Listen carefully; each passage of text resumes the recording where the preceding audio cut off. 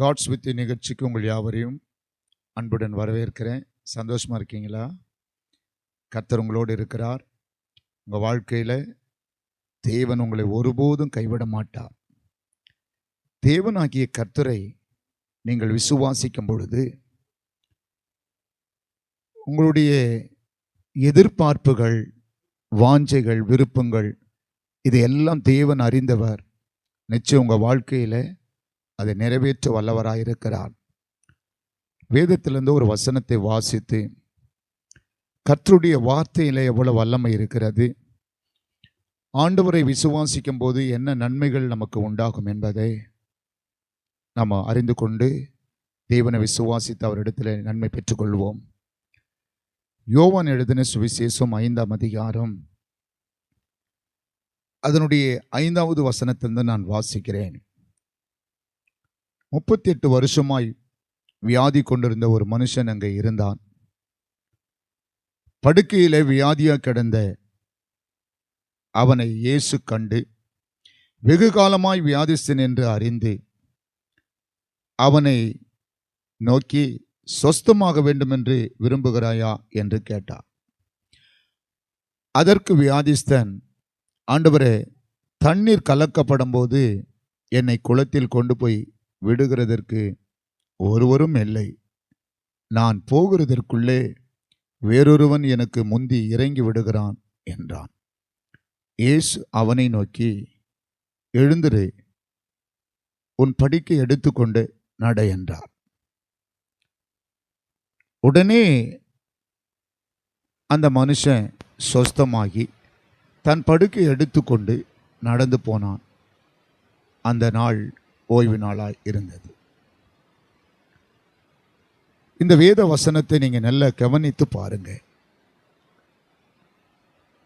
எருசலேமிலே ஆட்டு வாசல் என்ற ஒரு வாசல் இருந்துச்சு. அங்கே ஒரு பெதஸ்தா குளம் என்ற ஒரு குளம் இருந்தது. யூதர்களுக்கு பண்டிகை நடக்கிற காலத்தில் ஆண்டவராகிய இயேசு கிறிஸ்து இந்த பூமியிலே இருந்த நாட்களில் அங்கே கடந்து சென்றார். அந்த பெதஸ்தா என்ற அந்த குளத்தின் அருகையில் அந்த இடத்துல 5 மண்டபங்கள் உண்டு. அங்கே வியாதி உள்ளவர்கள், சும்மின வியாதி உள்ளவர்கள், சப்பானிகள், குருடர்கள், இப்படி பலவிதமான வியாதி உள்ள மனுஷர்கள் அந்த குளத்தின் அருகே வந்து படுத்துக்கொள்வார்கள். அந்த குளத்தை எப்போகிலும் ஒரு முறை தேவதூதன் இறங்கி அந்த குளத்தின் தண்ணீரை கலக்கும்போது அதில் யார் முந்தி இறங்குகிறானோ அவன் சுகமாய் விடுவான். எப்படிப்பட்ட வியாதியாக இருந்தாலும் குணமாயிடுவான். அந்த நிலைமையில தான் 38 வருஷமாய் வியாதி உள்ள ஒரு மனுஷன் அங்கே படுத்துக்கிறான். ஆண்டவராகிய இயேசு அவனை கண்டு, வாசித்த வேத பகுதியில் அதான் சொல்லுது, படுத்திருந்த அவனை இயேசு கண்டு வெகு காலமாய் வியாதிஸ்தன் என்று அறிந்து, ஆண்டவருக்கு தெரிந்து அவன் ரொம்ப வெகு காலமான வியாதிஸ்தன் என்று அறிந்து அவனை நோக்கி, சொஸ்தமாக வேண்டும் என்று விரும்புகிறாயா என்று கேட்டார். ஒரு வியாதிஸ்தனை பார்த்து சுகமாக வேண்டும் என்று விரும்புகிறாயா என்று ஆண்டவர் ஏன் கேட்கிறார்? அவனுடைய விருப்பங்கள் எப்படிப்பட்டதா இருந்தது என்பதை தேவன் அறிந்திருந்தார். பாருங்க, 7வது வசனத்தில் வியாதிஸ்தன் ஆண்டவரை நோக்கி, தண்ணீர் கலக்கப்படும் போது என்னை குளத்தில் கொண்டு போய் விடுகிறதற்கு ஒருவரும் இல்லை. நான் போகிறதற்குள்ளே வேறொருவன் எனக்கு முந்தி இறங்கி விடுகிறான் என்றார். இந்த வியாதி உள்ள ஒரு மனுஷன் தண்ணி எப்போ கலக்கப்படும் என்று காத்துக்கிட்டே இருக்கணும். எல்லா வியாதிஸ்தரும் அங்கே அவங்களுக்குடைய கவனம் சிதறாமல் எப்பொழுது தேவ தூதன் வருவான் என்று எதிர்பார்த்து கொண்டு இருக்கணும். ஒரு எதிர்பார்ப்பு வியாதிஸ்தர்களுக்குள்ளே இருக்க வேண்டும். ஏன்னா அந்த எதிர்பார்ப்பு இருந்தால் மட்டும்தான் தேவ தூதன் வந்து இறங்கும்போது உடனே போய் அதில் முந்தி எவன் விழுவானோ அவன் சுகமாயிடுவான். இப்போது அந்த இடத்துல அசாதாரணமாக இருக்க முடியாது. ஒரு விழிப்பாய், எதிர்பார்ப்பாய், ஏக்கமாய், நான் சுகமாயிடுவோம் என்ற நம்பிக்கையாய், பலவிதமான விசுவாச எண்ணங்களோடு தேவன் மீது நம்பிக்கை வைத்து அங்கே காத்திருக்கணும். பட் ஆனால் அந்த மாதிரி நிறைய பேர் சுகமாகி போயிடுறாங்கன்னு அவன் சொல்கிறான். நான் போகிறதுக்கு முன்னாடி வேறொருவன் இறங்கி விடுகிறான், அவன் சுகமாய் போயிடுறான். ஆனால் இந்த மனுஷன் எழுந்து போகிறான், கிட்ட போகிறதுக்குள்ள வேறொருவர் வந்து இறங்கிடுறாங்க. திரும்பவும் வந்து படுத்துக்கொள்கிறான். திரும்பவும் தண்ணி கலக்கப்படும் போது எப்போ கலக்கப்படும், எப்போ தூதன் வருவான் என்று விழிப்பாய் காத்திருக்கிறான், வாஞ்சையை எதிர்பார்த்து கொண்டிருக்கிறான். ஆனால் தண்ணி கலக்கப்படும் போது திரும்பவும் போய் இறங்கலாம் என்று போகும்போது வேறொருவன் இறங்கி விடுகிறான். இவன் வாழ்க்கையில் 2 விஷயங்களை இவன் தொடர்ந்து செய்வதாக இருக்கிறது. ஒன்று, என்னை கொண்டு போய் விடுவதற்கு யாரும் இல்லை என்று நினைத்து கொண்டிருந்தாலும், இன்னொரு பக்கம் மறுபக்கம் அவன் சொல்லுகிற வார்த்தை, நான் போவதற்கு முன்பாக வேறொருவன் இறங்கி விடுகிறான். சூப்பரா சொல்றான்ல, நான் போவதற்கு முன்பாக வேறொருவன். அப்படின்னா என்ன அர்த்தம்னா, ஒவ்வொரு முறையும் பிரயாசப்படுறான், தண்ணி கிட்ட போறான், தண்ணி கலக்கின உடனே கிட்ட போய் இறங்கிறதுக்கு முன்னாடி முந்தி வேற ஒருத்தன் இறங்கிடுறான். தன் வாழ்க்கையில ஒரு சோர்வு, திரும்ப வந்து படுத்துக்கொள்றான். திரும்ப எப்போ தண்ணி கலக்கப்படும் என்று காத்து கொண்டே இருக்கிறான். பலமுறை முயற்சி செய்தும் தன்னுடைய வாழ்க்கையில இன்னும் ஒரு சுகத்தை அவன் அடையவில்லை. ஆனாலும் அவன் அந்த குளத்தை விட்டு கடந்து போகவே இல்லை. ஒரே நிலையில் அவன் இருக்கிறான். அவனுக்குள்ள ஒரு விசுவாசம், ஒரு எதிர்பார்ப்பு, நான் சுகமாய் விடுவேன் என்ற ஒரு எண்ணம் அவனுக்கு இருந்துச்சு. தேவன் மீது அவனுக்கு ஒரு நம்பிக்கை இருந்துச்சு. ஸோ அவன் வாழ்க்கையில் இப்போது இருக்கிற நிலையிலிருந்து நான் சுகமாயி வேற நிலைக்கு மாற்றப்பட்டு நான் வேலைக்கு போய் உழைத்து சம்பாதித்து சாப்பிட வேணும்னு நினச்சிருப்பான்னு நினைக்கிறேன் நான். அவன் சுகமான இருந்தால், வியாதிசனாக இருந்தால் அப்படியே படுத்துட்டா சாப்பாடு கொடுத்துருப்பாங்க, யாராவது துணி மாற்றி விட்டுருப்பாங்க, துணி கொடுக்கலாம், சாப்பாடு கொடுக்கலாம், எல்லாம் பண்ணலாம். பட் அவனுக்கு ஏதோ ஒன்று கிடைக்குது, இதான் காலம், முடியாது இனி அப்படின்னு நினைக்கவே இல்லை. வாழ்க்கையில் இனி முடியாதுன்னு நினைக்கல அவன். ஸோ இனி முடியாதுன்னு சோர்ந்து போல. இன்றைக்கி உங்கள் வாழ்க்கையில் நீங்கள் யோசித்து பாருங்கள், எத்தனை காரியம் இனி முடியாதுன்னு சோர்ந்து போயிட்டீங்க. நீங்கள் தொடர்ந்து பிரயாசப்பட்டிருக்கலாம், பட் ஆனால் முடியாதுன்னு சோர்ந்து போயிருப்பீங்க. ஆனால் அவன் வாழ்க்கையில் முடியாதுன்னு சோர்ந்து போய் அவன் அந்த இடத்தை விட்டு கடந்து போல, அதே இடத்துல திரும்பவும் தண்ணி எப்போ கலக்கப்படும் என்று பார்த்து கொண்டிருந்தான். ஆண்டவர் அவனை கண்டார். ஒருவேளை இன்றைக்கு நீங்கள் பலமுறை பிரயாசப்பட்டு சில காரியங்கள் உங்களுக்கு வாய்க்காமல் இருக்குமானால், இன்றைக்கு நீங்கள் ஆண்டவர் மீது விசுவாசம் உள்ளவர்களாய் இருக்க வேண்டும் என்று கர்த்தர் சொல்லுகிறார். உங்களை ஆண்டவர் காண்கிறார், உங்கள் பிரச்சனையை ஆண்டவர் காண்கிறார், உங்களுடைய வாஞ்சை ஆண்டவர் காண்கிறார், உங்களுடைய விருப்பங்களை ஆண்டவர் காண்கிறார். ஸோ உங்களுக்கு எவ்வளோ விசுவாசம் விருப்பம் இருக்கிறது என்பதை தேவன் பார்க்கிறார். உங்களுக்கு எவ்வளோ எதிர்பார்ப்பு இருக்கிறது என்பதை பார்க்கிறார். பாருங்க, இந்த வியாதிசனுடைய விடாமுயற்சியை நம்ம பார்க்கிறோம். ஒரு வியாதி உள்ள மனுஷனுக்கு எவ்வளோ முயற்சி இருக்குமானால், நல்லா இருக்கிற உங்களுக்கு எவ்வளோ முயற்சி இருக்க வேண்டும் வாழ்க்கையில். இப்போது இருக்கிற நிலையிலிருந்து நீங்கள் வேறு நிலைமைக்கு ஒரு அப்டேட் கடந்து போகணும்னு விரும்புகிறீங்களா? ஒரு உயர்வான இடத்திற்கு போகணும்னு விரும்புகிறீங்களா? யோசித்து பாருங்களேன். சோர்ந்து போயிட்டு இருக்கலாம் இல்லை, இவன் கலங்கி போயிருப்பான்ல. அவன் சொல்கிறான், என்னை கொண்டு போய் விடுறதுக்கு யாருமே இல்லை. ஸோ யார் இல்லைனாலும் பரவாயில்ல, நான் பிரயாசப்படுறேன். அவன் பிரயாசப்படுறான், முயற்சி செய்கிறான். நான் போவதற்கு முன்னே அப்படின்னு ஆரம்பிக்கிறான். தேவன் இடத்துல போவதற்கு முன்னே அவன் போகிறான். ஒவ்வொரு முறையும் ட்ரை பண்ணுறான், ஒவ்வொரு முறையும் முயற்சி செய்கிறான். ஒன்று சொல்லட்டுமா, விசுவாச முயற்சி என்றைக்குமே தோல்வி அடையாது. விசுவாசிக்கிறீங்களா? இவன் வாழ்க்கையில் அதை நம்ம பார்க்குறோம். 38 வருஷமாக வியாதி உள்ளவனுக்கு முயற்சி தான் அவன் வாழ்க்கையில் ஒரு வெற்றியை கொடுத்தது. என்ன முயற்சி? விசுவாச முயற்சி. நான் எப்படியாகிலும் குணமாக்கப்படுவேன். அதனால தான் ஆண்டவர் அவனை தேடி வந்து குணமாக்கினார். இன்றைக்கு அதே ஆண்டவர் உங்களை தேடி வந்திருக்கிறார். உங்களை குணமாக்குவது மட்டுமில்லை, ஏதோ ஒரு காரியத்துக்கு நீங்கள் முயற்சி செய்து கொண்டிருக்கலாம். ஒருவேளை வீடு கட்டுவதற்கு முயற்சி செஞ்சு தோல்வி அடைந்திருக்கலாம், படிப்பதற்கு முயற்சி செஞ்சு தோல்வி அடைந்திருக்கலாம், வியாதியிலே சுகமாக வேண்டும் என்று முயற்சி செஞ்சு அந்த வியாதி சுகமாகாமல் இருந்திருக்கலாம், ஒருவேளை திருமண காரியத்திற்காக முயற்சி செஞ்சு தடைப்பட்டு இருக்கலாம், பிள்ளைக்காக ஒரு முயற்சி செஞ்சு சோர்ந்து போய் இனி பிள்ளையை பிறக்காது என்று இருக்கலாம். இன்றைக்கு ஆண்டவர் உங்கள் முயற்சியை பார்த்திருக்கிறார். நிச்சயமா உங்கள் முயற்சியை தேவன் வெற்றியாய் மாற்றி தருவாய். நீங்கள் விசுவாசிப்பீங்கன்னா தொடர்ந்து முயற்சி செய்யுங்க, விடாதீங்க. தொடர்ந்து தேவ சமூகத்தில் காத்திருங்க, ஜெபிங்க, விசுவாசிங்க, முயற்சி செய்யுங்க. ஆண்டவர் ஒரு நாளும் மறக்கவே மாட்டார்.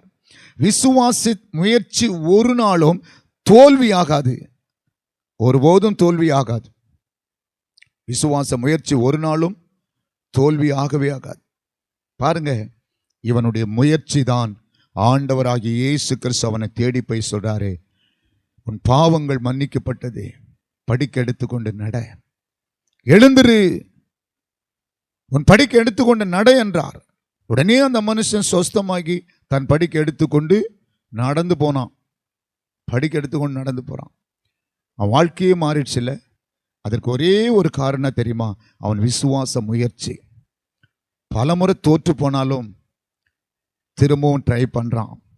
நீங்க ஏதோ ஒரு சில காரியங்களுக்கு முயற்சி செய், தோற்று போய் விட்டுட்டு இருப்பீங்கன்னா, பட் நான் சொல்றேன், இன்றைக்கு கர்த்தர் உங்களோட பேசுகிறார். உங்கள் விசுவாச முயற்சி தோல்வி அடையாது. தேவன் உங்க வாழ்க்கையில அற்புதம் செய்ய வல்லமுள்ளவராயிருக்கிறார். ஆண்டவராகிய இயேசு கிறிஸ்து உங்களுக்கும் அவர் அற்புதம் செய்யும்படிதான் சிலுவையில இரத்தத்தை சிந்தினார். உங்கள் முயற்சிகளும் வெற்றிகளாய் மாற்றுவதற்கு, உங்களையும் வாழ வைப்பதற்கு தான் தேவன் சிலுவையில இரத்தம் சிந்தினார். இயேசு கிறிஸ்துவின் இரத்தம் சக மனிதனுடைய பாவங்களை நீக்கிறதா இருக்கிறது. சகல மனிதனுடைய முயற்சிகளையும் அவர் வெற்றியாய் மாற்ற வல்லமுள்ளவராய் இருக்கிறார். சில பேர் முயற்சி பண்ணாம வாயிலேயே சொல்லிட்டு இருப்பாங்க பாருங்க, செயல்ல காட்ட மாட்டாங்க. வாயிலே பேசிட்டு இருப்பாங்க. வாயிலே பேசுறதுனால ஒன்றும் நடக்க போறதில்லை. இவனை மாதிரி கொஞ்சம் எழுந்தி முயற்சி பண்ணி பாருங்க, விசுவாச முயற்சி பண்ணி பாருங்க. பாருங்க, அந்த பெதஸ்தா குளத்தாண்ட சும்மா வேடிக்கையெல்லாம் பார்த்துட்டு இருக்க முடியாது. எப்போ குளம் கலக்கப்படும் என்ற அந்த ஒரே கான்செப்டில், அந்த ஒரே திங்கிங்கில், அந்த ஒரே விழிப்புணர்வில் தான் அங்கே இருக்கணும். பார்த்துட்டே இருக்கணும், எப்போ கலக்கப்படும், எப்போ கலக்கப்படும். அது இரவாக இருக்கலாம், பகலாக இருக்கலாம், எந்த மணி வேலையாக இருக்கலாம். ஆனால் விழித்து கொண்டு இருக்க வேண்டும். அது கலக்கப்படும் போது முதல்ல போய் இறங்கணும். அது குருடனாக இருந்தாலும் பார்வடிவான், சப்பானியாக இருந்தாலும் பார்வடிவான், எப்படிப்பட்ட வியாதியாக இருந்தாலும், சூம்பின கை வியாதியாக இருந்தாலும், என்ன பிரச்சனையாக இருந்தாலும் தீர்வாங்க. ஆனால் இயேசு இவனை தேடி வந்ததற்கு காரணம் என்ன தெரியுமா? இவனுடைய முயற்சி தான் என்று நான் உங்களுக்கு சொல்ல வருகிறேன். விசுவாச முயற்சி, தேவன் மீது ஒரு நம்பிக்கை. எப்படியாகிலும் சுகமாய் விடுவோம், வாழ்க்கை மாறிவிடும், வியாதி சுகமாய் விடும் என்ற விசுவாசம். நான் வியாதியோடு வீட்டுக்கு திரும்ப மாட்டேன், இங்கிருந்து திரும்பி போகும்போது நான் சுகமாக்கப்பட்ட ஒரு மனுஷனாய் போவேன் என்ற ஒரு முயற்சி, விடாமுயற்சி வெற்றியை உண்டாக்கி தந்து விட்டது. முயற்சி செய்வீங்களா? ஒரு முறை ஆண்டவரிடத்துல முயற்சி செஞ்சு பாருங்க. இயேசுவே, அந்த 38 வருஷம் வியாதி உள்ளவனுடைய முயற்சியை ஜெயமாய் மாற்றினீரே. என்னுடைய முயற்சியை, என்னுடைய விசுவாசத்தை கனப்படுத்தி, என்னுடைய ஜெபத்தை கனப்படுத்தி, என்னுடைய உபவாசத்தை கனப்படுத்தி, என்னுடைய நம்பிக்கையை கனப்படுத்தி, என்னுடைய முயற்சியை கூட வெற்றியாய் மாற்றி தாரும் என்று கேளுங்க. கர்த்தர் செய்வார். அவரால் கூடாத காரியம் ஒன்றுமே இல்லை. தேவனால் எல்லாம் கூடும். ஆமென். தேவனால் கூடாத காரியம் ஒன்றுமில்லைங்க. விசுவாசித்து பாருங்க, முயற்சி செஞ்சு பாருங்க, முயற்சி செஞ்சு பாருங்க, நடக்கும், நடக்கும். முயற்சி செஞ்சு பாருங்க. ஆமா, வேதத்தில் சுனியமேல் என்ற ஒரு மகள் இருந்தாள். அவ ஒரு விசுவாச பெண்மணி. ஆனால் கொஞ்ச நாளா அவளுக்கு குழந்தையே கிடையாது, திருமணமாய் குழந்தையே கிடையாது.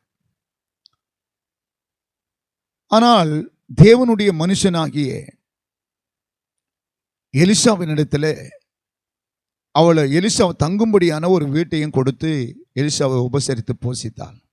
எலிசா அந்த வீட்டுக்குள்ள கடந்து போன பிறகு, ஆண்டவர் உனக்கு ஒரு கர்ப்பத்தை கொடுக்கிறார், கர்த்தர் உனக்கு ஒரு பிள்ளையை தராருன்னு சொன்னார். உடனே இவள் அது எப்படி நடக்கும் விசுவாசித்தால். பிறகு ஆண்டவர் பிள்ளையை கொடுத்தார். அந்த பிள்ளை கொஞ்ச காலத்தில் வளர்ந்து தன் தகப்பனுடைய வயல்ல தகப்பனோடு கூட இருந்துச்சு. திடீர்னு அந்த பிள்ளை தகப்பனோட வயல்ல இருக்கும்போது பிள்ளை தலைவலிக்குதுன்னு சொல்லவும், அந்த தகப்பனார் வேலையாளர்கிட்ட கொடுத்து அவங்க தாயின் இடத்துல கொண்டு போய் விட்டுருங்கன்னு சொல்லி அனுப்பினார். அந்த தாயின் இடத்துல அந்த வேலைக்காரன் கொண்டு வந்து கொடுத்த போது அந்த பிள்ளை தாய் மடியில இறந்து போச்சு, தலைவலியில இறந்து போச்சு. பாருங்கள், அவளுடைய முயற்சி, விசுவாசம், அவளுடைய நம்பிக்கை யாருக்குமே சொல்லலை. வேலைக்காரனை கூப்பிட்டா, நான் எலிசா தீர்க்கதரிசியை பார்க்கணும், ஒரு கழுதையை கொண்டு வா, நாம் கடந்து போனோம் என்று சொன்னாள். வேலைக்காரனிடத்தில் சொல்லலை. அவளுடைய முயற்சி, விசுவாச முயற்சி, அவள் அந்த பிள்ளையை கலத்தி விட்டுட்டு வீட்டில் எலிசா இருக்கிற இடத்துக்கு தேடி போனாள். கடந்து போய் தேவனுடைய மனுஷனை சந்தித்தாள். தேவனுடைய மனுஷன் அவள் வரும்பொழுது அவனுடைய வேலைக்காரன் ஓடி போய் தடுத்தான். இல்லை விடு, அவளை உள்ள துக்கமாக இருக்கிறது, கர்த்தர் எனக்கு மறைத்து விட்டார் என்று சொன்னான். போய் தேவனுடைய மனுஷனுடைய பாதத்தில் விழுந்தால், ஆண்டவரிடத்தில் நான் கேட்டேனா, நான் எதிர்பார்க்கவே இல்லை, என் தேவன் என்னை ஆசீர்வதிச்சிருக்கிறார், போதும், எனக்கு இதுதான் வாழ்க்கைன்னு நினைச்சிருந்தனே, பிள்ளையை கொடுத்தாரே, அந்த பிள்ளையோ மரித்து போச்சு என்று சொல்லி கதறி அழுதாள். கதறி அழுதாள். அந்த எலிசாவினுடைய பாதத்தை பிடித்து அழுதாள். உடனே எலிசா பிள்ளை இருக்கிற இடத்துக்கு நோக்கி வந்தார். பிள்ளை இருக்கிற இடத்துக்கு வந்து அந்த பிள்ளைக்காக தேவனிடத்தில் எலிசா ஜெபிக்க ஆரம்பித்தார். ஆண்டவரே, இந்த பிள்ளைக்கு ஜீவனை கொடுங்கப்பா, இந்த பிள்ளையை நீங்க தானே தந்தீங்க, ஜீவனை கொடுங்க. எலிசா ஜெபிக்க ஆரம்பித்தார். மனம் உடைந்து ஜெபிக்க ஆரம்பித்த போது கர்த்தருடைய ஆவியானவர் மரித்து போன அந்த பிள்ளையை உயிர்ப்பித்தார். ஒரு பெண்ணுடைய தைரியம், நம்பிக்கை, விசுவாசம், அவளுடைய முயற்சி மரித்து போன பிள்ளையை மேலே கலைத்து விட்டு அவள் எடுத்த முயற்சி தோல்வி அடையவில்லை. சில நேரம் பிரச்சனையை கண்டு சோர்ந்து போய் அந்த பிரச்சனையை மற்றவர்களுக்கு சொல்லி அழுகுகிற மனுஷர்கள் உண்டு. ஐயோ, என் பிள்ளை மரித்து விட்டானே என்று கதறி அழுது இருக்கணும். பக்கத்தில் இருக்கிற வீட்டில் இருக்கிற அத்தனை பேரையும் கூப்பிட்டு இருக்கணும். பட் ஆனால் அவள் அப்படி செய்யலை. அவளுடைய முயற்சி என்ன தெரியுமா? தேவனுடைய மனுஷனிடத்தில் போய் முயற்சி செய்வோம், இந்த காரியத்தை தேவனுடைய மனுஷனுக்கு தெரிவிப்போம். தேவனுடைய மனுஷனுக்கு அந்த காலத்தில் சொல்லும் போது தேவனிடத்தில் சொல்லுவது போல, ஒரு தீர்க்கதரிசியிடத்தில் சொல்லுவது தேவனிடத்தில் சொல்லுவது போல, அன்றைக்கு எலிசா இதை கேட்ட உடனே மனம் கசந்து அவனும் அழுது ஜெபித்தான். ஆண்டவர் அற்புதமாய் பிள்ளையை உயிரோடு கூட எழுப்பினார். முயற்சி தோல்வி அடைவது இல்லை என்பதை வேதத்தில் பார்க்கிறோம். நிறைய பெண்கள் முயற்சித்திருக்கிறார்கள், தேவனிடத்தில் நன்மைகளை பெற்றிருக்கிறார்கள், வாழ்க்கையில் வந்த தோல்விகளை வெற்றிகளாக மாற்றியிருக்கிறார்கள். இன்னைக்கு நான் உங்களுக்கு தேவனுடைய வார்த்தையை சொல்லுகிறேன், அதே ஆண்டவர் தான் உங்களுக்கு இருக்கிறார். உங்களுடைய முயற்சி ஒரு நாளும் தோல்வியாகாது. விசுவாச முயற்சி, விசுவாச ஜெபம், விசுவாச நம்பிக்கை, விசுவாசமாய் காத்திருப்பது, இப்படிப்பட்ட காரியங்களை கர்த்தர் மறக்கிறதே இல்லை. ஆமென். மறக்கிறதே இல்லை. விசுவாசிக்கிறீங்களா? மறக்கிறதே இல்லை. அதே ஆண்டவர் தான் இன்றைக்கு உங்களுக்கு இருக்கிறார். சோ இவன் சுகமாய் கடந்து போனான். இவனுடைய முயற்சி. அடுத்து இன்னொரு காரியத்தை நான் உங்களுக்கு சொல்றேன். ஒரு 4 பேருடைய முயற்சி, விசுவாச முயற்சி ஒரு மனுஷனுக்கு அற்புதமான சுகத்தை கொடுத்திருக்கிறது. நான் வாசிக்கிறேன், நான் உங்களுக்கு காண்பிக்கிறேன். மார்க் எழுதின சுவிசேஷம் 2ஆம் அதிகாரம் அதனுடைய 1வது வசனத்தில் நான் வாசிக்கிறேன். சில நாளுக்கு பின்பு அவர் மறுபடியும் கப்பர்நகூமுக்கு போனார். அவர் வீட்டில் இருக்கிறார் என்று ஜனங்கள் கேள்விப்பட்டு உடனே வாசலுக்கு முன்பாக நிற்க இடம் போதாதபடிக்கு அநேகர் கூடி வந்தார்கள். அவர்களுக்கு வசனத்தை போதித்தார். அப்பொழுது 4 பேர் ஒரு திமிர்வாதக்காரனை சுமந்து கொண்டு அவரிடத்தில் வந்தார்கள்.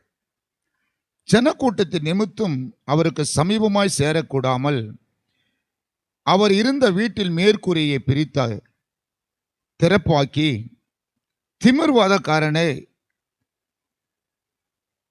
கிடக்கிற படுக்கையே இறக்கினார்கள். 5வது வசனம், இயேசு அவர்கள் விசுவாசத்தை கண்டு திமிர்வாதக்காரனை நோக்கி, மகனே, உன் பாவங்கள் உனக்கு மன்னிக்கப்பட்டது என்றார். 11வது வசனம் சொல்லி, எழுந்து உன் படுக்கை எடுத்துக்கொண்டு உன் வீட்டுக்கு போ என்று உனக்கு சொல்லுகிறேன் என்றார். உடனே அவன் எழுந்து தன் படுக்கை எடுத்துக்கொண்டு எல்லாருக்கும் முன்பாக போனான். அப்பொழுது எல்லாரும் ஆச்சரியப்பட்டு, நாம் ஒரு காலம் இப்படி கண்டதில்லை என்று சொல்லி தேவனை மகிமைப்படுத்தினார்கள். ஆண்டவராகிய இயேசு கிறிஸ்து ஒரு வீட்டுக்குள்ள அமர்ந்து பிரசங்கித்துக் கொண்டிருக்கிறார். திரளான ஜனங்கள் கூடி வந்து விட்டார்கள். வீடு வாசல் அடைக்கப்பட்டாயிடுச்சு. அவ்வளோ கூட்டம் வீட்டு வாசல்ல வாசல் வழியா பிரவேசிக்க முடியல. இந்த மாதிரி சூழ்நிலை ஒரு திமிர்வாதக்காரனை, படுக்கையில் இருக்கிற திமிர்வாதக்காரனை 4 பேர் சேர்ந்து தூக்கி கொண்டு போறாங்க. எப்படி ஆகிலும் இவனுக்கு சுகத்தை வாங்கி கொடுத்துடலாம் இயேசுவினிடத்தில். ஒரு முயற்சி, விசுவாசம், நம்பிக்கை, அவங்களுக்கு விசுவாச முயற்சி. ஆனால் அங்கே போனால் வீடு ஃபுல்லாக ஜனம் இருக்குது. வாசல் வழியாக அவனை தூக்கி கொண்டு போக முடியல. அந்த வீட்டு மேலே கொண்டு போய் மேலே அந்த வீட்டு கூரையை பிரித்து அந்த வீட்டில் இறக்கினார்கள். இயேசுவினுடைய பாதத்தருகையில் கடந்து போனார்கள். ஆனால் இயேசு அவர்கள் விசுவாசத்தை கண்டு என்று வேதத்தில் வாசிக்கிறோம். இயேசு அவர்கள் விசுவாசத்தை கண்டு திமிர்வாதக்காரனை நோக்கி, மகனே, உன் பாவங்கள் உனக்கு மன்னிக்கப்பட்டது என்று சொன்னார். இந்த 4 பேருடைய முயற்சி ஒரு மனுஷனுடைய வாழ்க்கையில ஒரு விடுதலை கொடுத்தது. ஆமென். விசுவாச முயற்சி தோல்வியடையாது என்பதை உங்களுக்கு ஆவியானவர் பேசிக் கொண்டிருக்கிறார். ஏதோ ஒரு காரியத்தில் முயற்சி செய்து தோற்று போயிருக்கலாம். இன்றைக்கு ஆண்டவர் உங்களோடு பேசி கொண்டிருக்கிறார். தேவனுடைய வார்த்தை உங்களுக்காக கடந்து வருகிறது. கர்த்தருடைய வார்த்தை உங்களை தேடி வருகிறது. ஒருவேளை ஐயோ இந்த காரியத்தில் தோல்வி அடைந்து விட்டேனே என்று கதறி அழுது கொண்டிருக்கலாம். ஐயோ இந்த வியாதியிலிருந்து சுகம் கிடைக்கும் என்று எதிர்பார்த்தேன், ஆனால் கொஞ்சம் கூட சுகமடையவில்லை என்ற ஒரு கண்ணீர் மல்கி அழுது கொண்டிருக்கலாம். கர்த்தர் உங்களை பார்க்கிறார். அந்த பெதஸ்தா குளத்தாண்ட இருக்கிற அவனை கண்ட இயேசு உங்களை காண்கிறார். படுக்கையில திமிர்வாதமாய் கடந்த அவனை கண்ட இயேசு உங்களை பார்க்கிறார். மரித்து போன பிள்ளையை கண்ட ஆண்டவர் உங்களை காண்கிறார். தேவன் யார் தெரியுமா? காண்கிறவர். உங்கள் முகத்தை அல்ல, உங்கள் இருதயத்தை பார்க்கிறவர். மனுஷனோ முகத்தை காண்பான், நானோ உங்கள் இருதயத்தை பார்க்கிறேன். இன்றைக்கு உங்கள் இருதயத்தில் என்ன காரியத்தை எதிர்பார்த்து தோற்று போனீங்களோ அதை தேவன் திரும்பவும் உங்களுக்கு தர வல்லமுள்ளவராக இருக்கிறார். வாழ்க்கையில் நீங்கள் தோற்று போகவில்லை. விசுவாசிப்பீங்களா? நான் தோற்று போகவில்லை, நிச்சயம் எனக்கு தேவன் ஒரு அற்புதம் செய்வார் என்று நம்புவீங்கன்னா தேவன் மீது விசுவாசம் உள்ளவர்களாக இருங்க. விசுவாச முயற்சி தோல்வியாகாது, ஒரு நாளும் தோல்வியாகாது. ஆண்டவர் இரக்கமுள்ளவர், அவர் மனதுருக்கமுடையவர், ஒரு மனிதனை போன்றவர் அல்லவர். தாயிலும் மேலான அன்பு உள்ளவர். அவரால் கூடாத காரியம் ஒன்றுமே இல்லை. எல்லா மனிதருக்காகவும் அவர் சிலுவையில் இரத்தத்தை விலைக்கிரயம் செலுத்தியிருக்கிறார். இன்றைக்கும் ஆண்டவராகிய இயேசு ஒருவரும் கெட்டு போகக்கூடாது என்று சொல்லுகிறார். ஒருவரும் கெட்டு போவது என்னுடைய சித்தம் இல்லை என்று சொல்லுகிறார். ஆம் பிரியமானவர்களே, உங்கள் வாழ்க்கையில் ஆண்டவர் ஆகிய இயேசு கிறிஸ்து நீங்கள் இழந்து போனதை திரும்பவும் பெறுவதற்கு வல்லமுள்ளவராக இருக்கிறார். அதற்கு ஒரே ஒரு காரியம், உங்கள் விசுவாச முயற்சி வேண்டும். விசுவாசிக்கிறவனுக்கு எல்லாம் கூடும். நீ விசுவாசித்தான் தேவனுடைய மகிமை இன்றே நீ காண்பாய், இப்பொழுதே நீ காண்பாய். தேவனால் கூடாத காரியம் ஒன்றுமே இல்லை. இப்பொழுதே நீ காண்பாய். அவர் உனக்கு அற்புதம் செய்வார். இந்த 4 பேர் உள்ளம் எப்படி இருந்திருக்கும்? நாமோ தேவனை நம்பி போனோம், ஆண்டவரை விசுவாசித்து கடந்து தூக்கி கொண்டு போனோம். தேவன் நமக்கு நம்முடைய நம்பிக்கை, நம்முடைய விசுவாசத்தை பார்த்து இப்படிப்பட்ட காரியத்தை செய்தார் என்று சந்தோஷத்தோடு அவர்களும் வீடு திரும்பி இருப்பார்கள். விசுவாசம் மகிழ்ச்சியை, சந்தோஷத்தை கொடுக்கும். சோர்ந்து போகாதீங்க. இவன் பலமுறை பிரயாசப்பட்டும் சோர்ந்து போகல. பாருங்க, 38 வருஷமா வியாதி, ஆனால் பலமுறை பிரயாசம், சோர்ந்து போகவே இல்லை. ஒரு சின்ன விஷயத்துக்கு நீங்க சோர்ந்து போறீங்கல்ல, 38 வருஷம் வியாதியோடு இருந்தவனுக்கு ஒரு சோர்வு வரல.